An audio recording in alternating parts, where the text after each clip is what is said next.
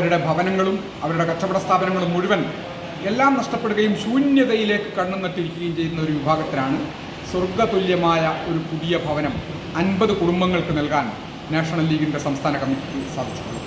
ഈ കുടുംബങ്ങളിൽ അവർ ഒരു പ്രയാസവും അനുഭവിക്കാതെ ജീവിക്കുകയും അവരുടെ ഭാവിയെ കരുപ്പിടിപ്പിക്കുകയും ചെയ്യുന്ന ഒരു സാഹചര്യം തുടക്കത്തിലേ ഉണ്ടാവണം എന്നാണ് ഞങ്ങൾ ആഗ്രഹിച്ചത്.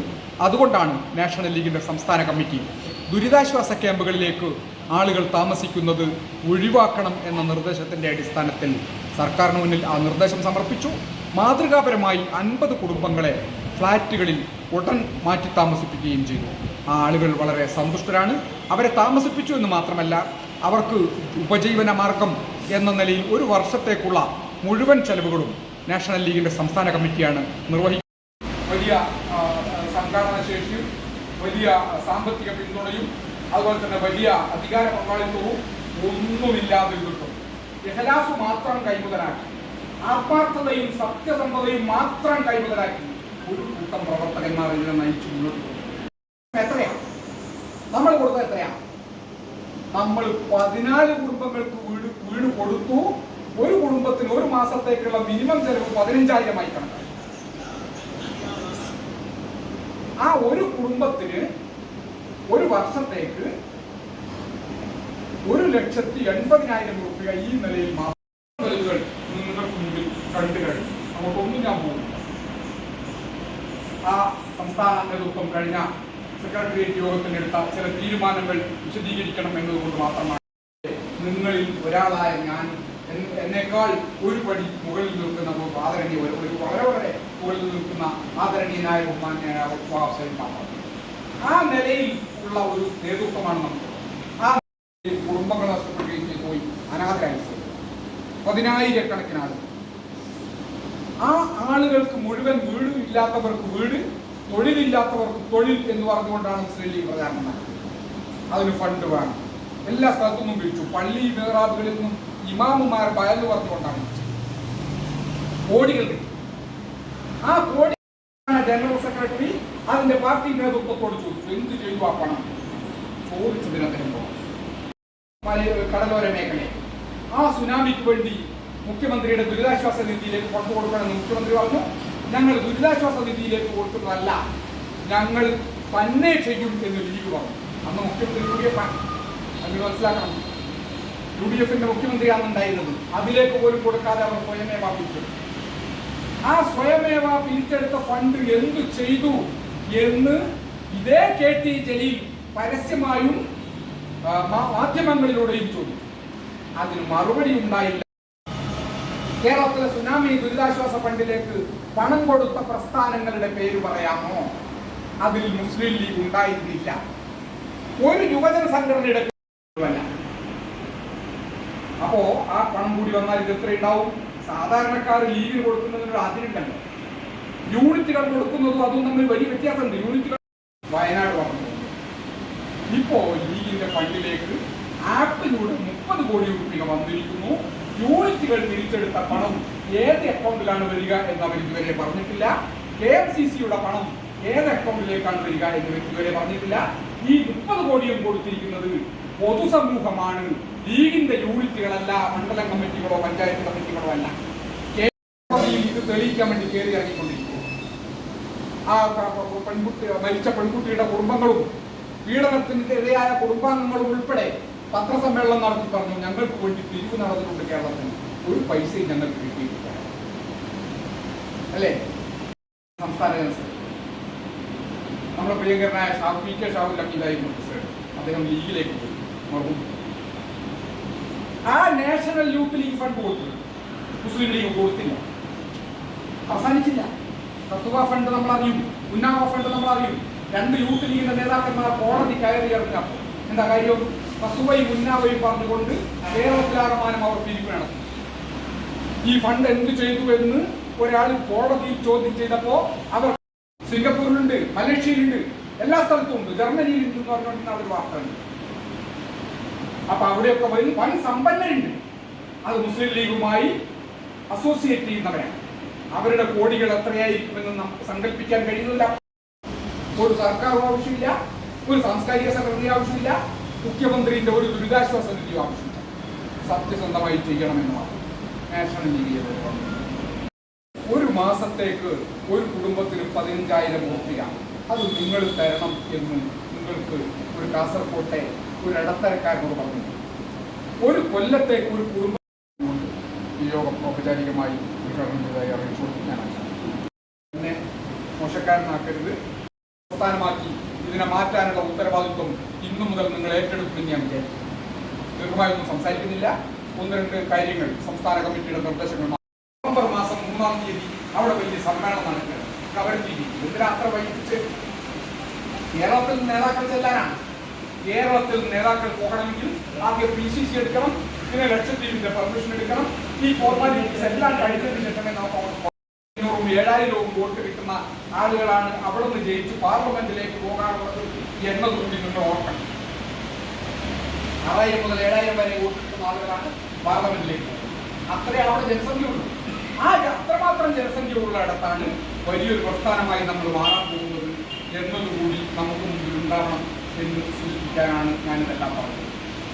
ഇതിന്റെ ട്രഷറർ സ്ഥാനം വഹിച്ചിട്ടുണ്ടായിരുന്ന തമിഴ്നാട്ടിലെ ബഷീർ അഹമ്മദ് സാഹിബും അദ്ദേഹത്തിന്റെ സഹപ്രവർത്തകരുമായ മുഴുവൻ ആളുകളും വയനാട്ടിലേക്ക് വന്നു, കോഴിക്കോട്ട് വന്നു. നമ്മൾ സ്വീകരിച്ചു, വയനാട്ടിൽ കൊണ്ടുപോയി 2ാം ഘട്ടത്തിന്റെ ഉദ്ഘാടനം ബഹുമാന്യനായ ബഷീർ അഹമ്മദ് സാഹിബ് നിർവഹിച്ചു. 3ാം ഘട്ടത്തിന്റെ ഉദ്ഘാടനം അടുത്ത് തന്നെ നടക്കും. ആളുകൾക്ക് എന്താ സമയത്തിന് വന്നുകൂടെ? നമ്മൾ വരണ്ടേ? വന്നില്ലെങ്കിൽ സംസ്ഥാന ഭാരവാഹിത്വത്തിലുള്ളവർ മാത്രമാണോ നമ്മൾ ഓരോരുത്തരും?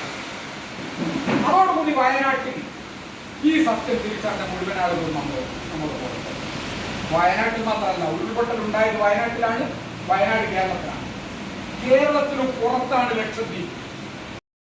കേട്ടറിഞ്ഞും കേരളത്തിലേക്ക് വന്നു ഞങ്ങൾ സേഠ് സാഹിബിന്റെ യഥാർത്ഥ അനുയായികളെ, യഥാർത്ഥ നേതൃത്വത്തെ തിരിച്ചറിഞ്ഞിരിക്കുന്നു, ഞങ്ങൾ നിങ്ങളോടൊപ്പമാണ് എന്ന് പറഞ്ഞുകൊണ്ട് പരസ്യമായി പത്രസമ്മേളനം നടത്തി. ലക്ഷദ്വീപിലെ പാർട്ടി ഘടകം സേഠ് സാഹിബിന്റെ INL അനുസരിച്ചുകൊണ്ട് ആ പക്ഷത്തോടൊപ്പം ദുരന്തത്തെ അതിജീവിച്ച കുടുംബങ്ങൾ നീറുന്ന ഓർമ്മകൾ മറന്ന് പുതുജീവിതത്തിലേക്ക് കടക്കുകയാണ്. സർക്കാർ സഹകരണത്തോടെ സൗജന്യമായി നാഷണൽ ലീഗ് വയനാട് കമ്മിറ്റി ഒരുക്കിയ ഫ്ളാറ്റ് സമുച്ചയത്തിൽ 8 കുടുംബങ്ങൾ താമസം ആരംഭിച്ചു. പുതുവീടുകളിലെത്തിയ കുടുംബങ്ങളുടെ സങ്കടങ്ങൾക്കിടയിലും അവരുടെ സന്തോഷ നിമിഷങ്ങളിലേക്ക് ഉന്നമ്പറ്റിയിൽ നിന്നും രതീഷ് ദുരന്തബാധിത മേഖലയിൽ നിന്നും രക്ഷപ്പെട്ട് ക്യാമ്പുകൾ കഴിയുന്ന കുടുംബങ്ങൾക്ക് അവരുടെ പുനരധിവാസമടക്കമുള്ള താൽക്കാലിക പുനരധിവാസമടക്കമുള്ള പ്രവർത്തനങ്ങൾ സർക്കാർ ഏറ്റെടുത്തിരിക്കുകയാണ്. ഇപ്പോൾ സന്നദ്ധ സംഘടനകൾ, അതായത് നാഷണൽ ലീഗ് പ്രവർത്തകർ സർക്കാരിന് ഏറ്റെടുത്ത് നൽകിയ ഒരു ഫ്ലാറ്റ് സമുച്ചയത്തിലാണ് നാം ഇപ്പോൾ നിൽക്കുന്നത്. ഇവിടെ അവിടുത്തെ എത്തിച്ചേർന്നിട്ടുണ്ട്. അവർക്ക് എല്ലാവിധ സൗകര്യങ്ങളും ഇവിടെ ഈ പ്രവർത്തകർ ഏർപ്പാടാക്കിയിട്ടുമുണ്ട്. അത്തരത്തിൽ ഇന്നു മുതൽ ഇവർ പുതിയ ഈ വീടുകളിലേക്ക് താമസം മാറ്റുകയാണ്. നമുക്കിപ്പോൾ ഈ ചൂരൽമലയിൽ നിന്നും ഇവിടെ എത്തിയ ആ കുടുംബത്തിൻ്റെ വിശേഷങ്ങളിലേക്ക് കടക്കാം. വലിയൊരു ദുരന്തമുഖത്തിൽ നിന്നും രക്ഷപ്പെട്ട് പുനരധിവാസം, അതായത് ഒരു നാട്ടിൽ നിന്നും പറിച്ചു മാറ്റപ്പെടുകയാണ്. ഇപ്പം ഇവിടെ എത്തുമ്പോൾ ഒന്നുമില്ലാതെ അവസ്ഥയിൽ നിൽക്കുന്ന നിങ്ങൾക്ക് കൈത്താങ്ങായി സർക്കാരുണ്ട്. അതോടൊപ്പം തന്നെ വിവിധ സംഘടനകൾ കൂടെ ചേരുകയാണ്. അപ്പോൾ ഈ നിമിഷത്തെ പുതിയ ജീവിതം ഇവിടെ ആരംഭിക്കുകയാണ്. ഞങ്ങൾ പുതിയ വന്ന് കണ്ടപ്പോൾ ഞങ്ങൾ ഇത്രയൊന്നും പ്രതീക്ഷിച്ചില്ല. എവിടെയെങ്കിലും കയറി കിടക്കാൻ തലചായ്ക്കാന്ന് മാത്രമേ വിചാരിച്ചുള്ളൂ. ഇവിടെ വന്ന് നോക്കുമ്പോൾ ഞങ്ങൾക്ക് എന്താ പറയേണ്ടതെന്ന് തന്നെ അറിയില്ല. ഞങ്ങൾ പ്രതീക്ഷയെക്കാളും അപ്പുറമാണ് ഇവിടെയൊക്കെ ചെയ്തു വെച്ചിരിക്കുന്നത്. എല്ലാം ഭയങ്കര എന്തെന്ന് പറയുക, ഭയങ്കര സെറ്റപ്പ്. സന്തോഷം കൊണ്ട് എന്താ പറയേണ്ടതെന്ന് അറിയില്ല, സങ്കടം കൊണ്ട് എന്താ പറയേണ്ടതെന്ന് അറിയുന്നില്ല. ഞങ്ങൾ ഉദ്ദേശിച്ചതിൻ്റെ അപ്പുറമാണ് ഇവിടെ എല്ലാം സെറ്റാക്കി വെച്ചിരിക്കുന്നത്. ഞങ്ങൾ ഇത്രയൊന്നും പ്രതീക്ഷിച്ചില്ല. എവിടെയെങ്കിലും തലചായ്ക്കണം, അവിടെ നിന്ന് വന്ന് മാറി കയറി കിടക്കണം, അത്ര മാത്രമേ വിചാരിച്ചിട്ടുള്ളൂ. ഇപ്പോൾ നോക്കുമ്പോൾ ഇതെല്ലാം കണ്ടു നോക്കുമ്പോൾ എന്താണെന്ന് പറയാൻ, എങ്ങനെ പറയേണ്ടത്, എന്താ വാക്കുകൾ പറയേണ്ടത്, അവർക്ക് എന്ത് നന്ദി എങ്ങനെ പറയേണ്ടതെന്ന് എനിക്കറിയില്ല. വാക്കുകളില്ല പറയാൻ. അപ്പം ഇത്തരത്തിലുള്ള സന്തോഷകരമായ വാക്കുകൾ തന്നെയാണ് നാം കേൾക്കേണ്ടതും കേരളം കേൾക്കേണ്ടതും. കാരണം ഈ ദുരിതബാധിതരെ കേരളം ഒന്നാകെ ചേർത്ത് പിടിക്കുകയാണ്. ഇവിടെ ഇപ്പോൾ ഫാമിലിയിലെ അംഗങ്ങളുണ്ട്, നമുക്ക് അവരോട് ചോദിക്കാം. അവരുടെ അടുക്കളയൊക്കെ ഒരുക്കുന്ന ഒരു ശ്രമം നടത്തുകയാണ്. കാരണം ഇപ്പോൾ എല്ലാം പുതിയ സാധനങ്ങളാണ്, ഒന്നും ഇല്ലാതെ രക്ഷപ്പെട്ടു വന്നവരാണ്. ചേച്ചി, ഇപ്പോൾ ഈ പുതിയ വീട്ടിലേക്ക് വന്ന ഞങ്ങൾക്ക് ഈ വീട് തന്ന എല്ലാവരോടും ഒരുപാട് നന്ദി. ഒന്നുമില്ലായ്മയിൽ നിന്ന് ഞങ്ങൾ ഇവിടെ എത്തിച്ചതിന് ഞങ്ങൾക്ക് ഒരുപാട് നന്ദി. അത്രേ ഞങ്ങൾക്ക് പറയാൻ പറ്റുള്ളൂ.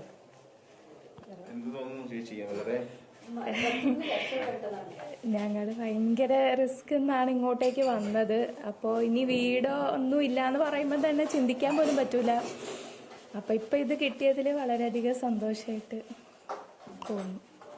തീർച്ചയായും ഇത്തരത്തിൽ വളരെ സന്തോഷകരമായ നിമിഷങ്ങൾ അവർക്ക് എങ്ങനെയാണോ അവരെ കരുതലോടെ ചേർത്ത് പിടിക്കേണ്ടത് അത്തരത്തിലുള്ള പ്രവർത്തനങ്ങൾ തന്നെയാണ് ഈ ചൂരൽമലയിലെയും മുണ്ടക്കയിലെയും പുഞ്ചിരിമട്ടത്തെയും കുടുംബങ്ങളെ, അതായത് രക്ഷപ്പെട്ട് ആ ക്യാമ്പുകളിൽ കഴിയുന്ന കുടുംബങ്ങളെ സർക്കാരും വിവിധ സംഘടനകളും ചേർത്ത് പിടിക്കുന്നത്. നാം ഇവരെ കൈവിടില്ല എന്ന് കേരളം ഒരിക്കൽ കൂടി വീണ്ടും വീണ്ടും തെളിയിക്കുകയാണ്. അത്തരം കാഴ്ചകൾ തന്നെയാണ്. എല്ലാവിധ സൗകര്യങ്ങളും അവർക്ക് ഒരുക്കി കൊടുത്തിട്ടുണ്ട്.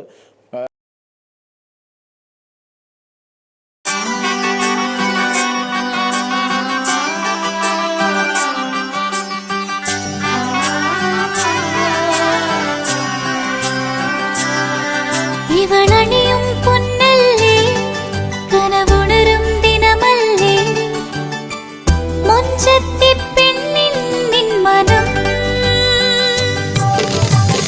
പെണ്ണഴകിനു മിഴിവേകി എന്നെന്നും നിന്നില്ലേ മാറ്റേറും പൊന്നിൻ താരമേ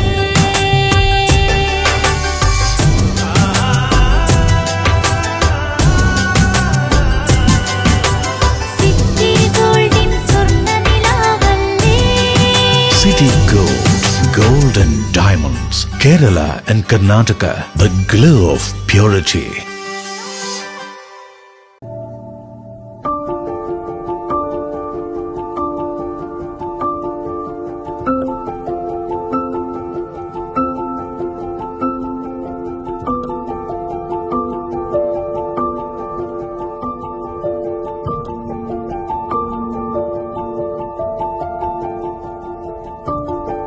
Venus Trading and Services, your trusted partner in Qatar. Looking for reliable services in Qatar? Welcome to Venus Trading and Services, your trusted partner near Al Said Bakery in Muntasa, Doha. Let us introduce our range of activities. At Venus Trading and Services, we offer certificates attestation in India and Qatar, legal translation in several languages, police clearance certificates, data flow and prometric, company formation, health card services. Our experienced team ensures smooth and hassle-free processes. Choose Venus Trading and Services as your trusted partner in Qatar. Contact us today 55488910. Venus Trading and Services near Al Said Bakery in Muntasa, Doha. Partner with Al Farha Tours and Service. ലക്ഷ്യം മികച്ച ജോലിയാണെങ്കിൽ പഠിക്കാം റൂട്രോണിക്സിന്റെ government അംഗീകൃത കോഴ്സുകൾ. കേരളത്തിലുടനീളമുള്ള അംഗീകൃത പഠന കേന്ദ്രങ്ങൾ വഴി SSLC, +2, diploma, degree പഠനം പൂർത്തിയാക്കിയവർക്ക് ഇപ്പോൾ അപേക്ഷിക്കാം. SC/ST വിദ്യാർത്ഥികൾക്ക് 100% സൗജന്യവും ഒപ്പം മറ്റ് വിഭാഗങ്ങൾക്ക് നിബന്ധനകളോടെ 20% വരെ ഫീസ് ഇളവിലും പഠിക്കാൻ അവസരം. PSC നിയമനങ്ങൾക്ക് യോഗ്യമായ ഗവൺമെന്റ് അംഗീകൃത കോഴ്സുകൾ കൂടാതെ റൂട്രോണിക്സ് സർട്ടിഫൈഡ് കോഴ്സുകളും തിരഞ്ഞെടുക്കാം. കമ്പ്യൂട്ടർ പരിജ്ഞാനം നേടാം, ജോലി സാധ്യതകൾ കൂടുതൽ ഉറപ്പുള്ളതാക്കാം. കേരള സ്റ്റേറ്റ് റൂട്രോണിക്സിലൂടെ സുരക്ഷിതമായ ഭാവിക്ക് ഉറപ്പുള്ള അടിത്തറവാകൂ. വിളിക്കൂ 9072 767 005 or visit www.eduskilling.com. നമ്മളെല്ലാവരും വീട്ടിൽ പാചകവാതകം അഥവാ ഗ്യാസ് സിലിണ്ടർ ഉപയോഗിക്കുന്നവരാണ്. അതുകൊണ്ട് തന്നെ ഗ്യാസ് സിലിണ്ടർ കൊണ്ട് എന്തെങ്കിലും അപകടമുണ്ടാകുമോ എന്ന ഭയവും നമ്മളെ സദാ അലട്ടിക്കൊണ്ടിരിക്കുന്നു. അതേസമയം നമ്മൾ എത്ര പേർക്ക് ഒരു ഗ്യാസ് സിലിണ്ടർ കൃത്യമായി ഫിറ്റ് ചെയ്യാനറിയാം? ഈ ചോദ്യം കേട്ട് ആരും നെറ്റി ചുളിക്കേണ്ട. ഗ്യാസ് കൊണ്ടുവരുന്നത് മുതൽ ഗ്യാസ് ഫിറ്റ് ചെയ്യുന്നതിന് വരെ അതിൻ്റേതായ രീതികളുണ്ട്. പലപ്പോഴും നമ്മളൊന്നും അതിൽ ബോധവാന്മാരല്ല എന്നുള്ളതാണ് സത്യം. അത് മനസ്സിലാക്കി കഴിഞ്ഞാൽ നമ്മൾ എത്ര വലിയ മണ്ടത്തരമാണ് വീടുകളിൽ കാട്ടിക്കൂട്ടുന്നത് എന്ന് നമുക്ക് തോന്നിപ്പോകും. പാചകവാതകത്തിന് നിറമോ മണമോ ഇല്ല എന്ന് നമുക്ക് എത്ര പേർക്കറിയാം? ലായനി രൂപത്തിലാണ് കുറ്റിയിൽ ഗ്യാസ് നിറച്ചിരിക്കുന്നത്. ഇതിന് മണമില്ല. പക്ഷേ ഗ്യാസ് ചോർന്നു കഴിഞ്ഞാൽ അറിയാനായി മണം നൽകിയിരിക്കുകയാണ്. വീട്ടിൽ പാചകവാതക സിലിണ്ടർ ചോർന്നാൽ എന്ത് ചെയ്യണം എന്നതിനെക്കുറിച്ചുള്ള കൃത്യമായ ധാരണ പോലും നമ്മളിൽ പലർക്കുമില്ല. ഗ്യാസ് നൽകുന്ന കമ്പനികളും ഇതിനെക്കുറിച്ച് അവബോധം നൽകാറില്ല. ആദ്യമായി വീട്ടിലേക്ക് ഗ്യാസ് സിലിണ്ടർ കൊണ്ടുവരുമ്പോൾ അത് ചെരിച്ചിടാനോ ഉരുട്ടിക്കൊണ്ടുവരാനോ പാടില്ല. അങ്ങനെ കൊണ്ടുവരികയാണെങ്കിൽ ദ്രവരൂപത്തിലുള്ള ഇന്ധനം പുറത്തേക്ക് ഒഴുകി വരാനിടയുണ്ട്. നമ്മളിൽ ഭൂരിഭാഗം പേരും ഈ തെറ്റ് ആവർത്തിക്കുന്നവർ തന്നെയാണ്. ഗ്യാസ് സിലിണ്ടർ എപ്പോഴും വീട്ടിൽ വായു സഞ്ചാരമുള്ളിടത്തേ വയ്ക്കാവൂ. അതായത് സൂര്യപ്രകാശം തട്ടാത്ത സ്ഥലത്താണ് അത് സൂക്ഷിക്കാൻ എന്ന് സാരം. അല്ലെങ്കിൽ ചൂട് മൂലം സിലിണ്ടറിനുള്ളിലെ മർദ്ദം കൂടുകയും അത് സ്ഫോടനത്തിന് ഇടയാവുകയും ചെയ്യും. ഒരിക്കലും സിലിണ്ടർ കുഴിയിലിറക്കി വയ്ക്കുകയോ അടപ്പുകൊണ്ട് അടച്ചു വയ്ക്കുകയോ മറച്ചു വയ്ക്കുകയോ ചെയ്യരുത്. ഗ്യാസ് സിലിണ്ടർ പുതിയവ ഫിറ്റ് ചെയ്യുമ്പോഴും പഴയത് മാറ്റുമ്പോഴും അടുക്കളയിലെ വാതിലുകളും ജനാലകളും തുറന്നിട്ട് വായുസഞ്ചാരമുള്ളതാക്കണം എന്നുള്ള നിയമം നമ്മളിൽ എത്ര പേർ പാലിക്കാറുണ്ട്? വർഷത്തിലൊരിക്കൽ നിർബന്ധമായും ഗ്യാസ് ട്യൂബ് മാറ്റിയിടണം എന്നുള്ള കാര്യവും നമ്മളിൽ എത്ര പേർക്കറിയാം? വീട്ടിൽ ഗ്യാസ് ലീക്കാകുന്നു എന്ന് ബോധ്യപ്പെട്ടാൽ ആദ്യം ചെയ്യേണ്ടത് ഉപയോഗത്തിലുള്ള ഇലക്ട്രോണിക് ഉപകരണങ്ങൾ ഒന്നും തന്നെ ഓഫ് ചെയ്യാതിരിക്കുക എന്നുള്ളതാണ്. പുതുതായി ഒരു ഇലക്ട്രിക് ഉപകരണങ്ങളുടെയും സ്വിച്ച് ഇടുകയും ചെയ്യരുത്. ശേഷം ഗ്യാസിന്റെ റെഗുലേറ്റർ ഓഫ് ചെയ്താൽ തന്നെ ഭൂരിപക്ഷം പ്രശ്നങ്ങൾക്കും പരിഹാരമാകും. അടച്ചിട്ടിട്ടുള്ള വെന്റിലേറ്ററുകൾ, വാതിലുകൾ എന്നിവ ഉടൻ തന്നെ തുറന്നിടണം. ഇനി ഗ്യാസ് കുറ്റിക്ക് തീ പിടിച്ചാലോ? ആദ്യമായി നമ്മൾ മനസ്സിലാക്കേണ്ടത് ഗ്യാസ് കുറ്റിക്ക് തീ പിടിച്ച് പുറത്തേക്ക് ശക്തിയായി കത്തിയാൽ അത് പൊട്ടിത്തെറിക്കില്ല എന്നുള്ളതാണ്. ലിക്വിഡ് പെട്രോളിയം പുറത്തു വന്ന് ഓക്സിജന്റെ സഹായത്തോടെയാണ് കത്തുന്നത് എന്ന് നമ്മൾ മനസ്സിലാക്കിയിരിക്കണം. ചെറിയ തീ പടർന്നു കഴിഞ്ഞാൽ കട്ടിയുള്ള പുതപ്പോ ചാക്കോ വെള്ളത്തിൽ നനച്ച് കുറ്റിക്ക് മുകളിലേക്കിട്ടാൽ തീ അണഞ്ഞു കിട്ടും.